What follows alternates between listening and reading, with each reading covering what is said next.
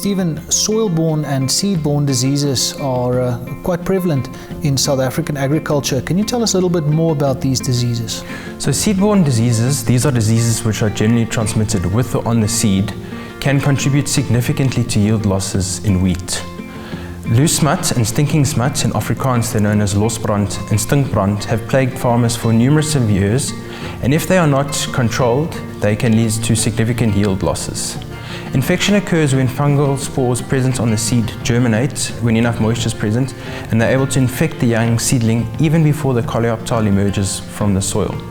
They then grow together with the plant, at first intracellularly and then intercellularly towards the growth point, eventually reaching the ear and infecting the spike and the young kernels. And this produces the characteristic signs and symptoms of the disease which we know and see. Now, from what I gather is that infection takes place at quite a young age. Are there any signs and symptoms at this early stage that could help us maybe prevent further damage? So it's often very difficult to identify loose smut and stinking smut early in the season, and in some cases infected plants might be slightly shorter than healthy plants, but this is not always the case. The most prevalent signs and symptoms of the disease will only be present when the ear has formed. And if we look at loose smut in particular, diseased ears are easily distinguishable from healthy ears as they have this very dark spore mass present on the ear.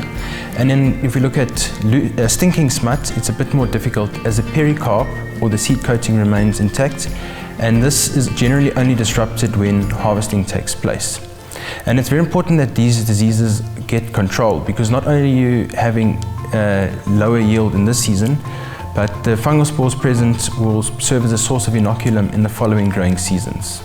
So what can farmers do? How do we control these diseases?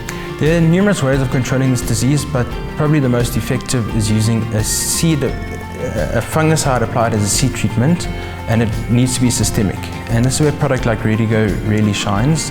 Redigo is not only extremely effective at controlling the disease, it is also extremely economical, and which is of course a huge benefit to the grower. And on that note, Redigo is not only registered on wheat for the control of stinking smut and loose smut, but it's also registered on barley for the control of covered smut, bedekte brand, as well as loose smut on barley. Stephen, thank you very much.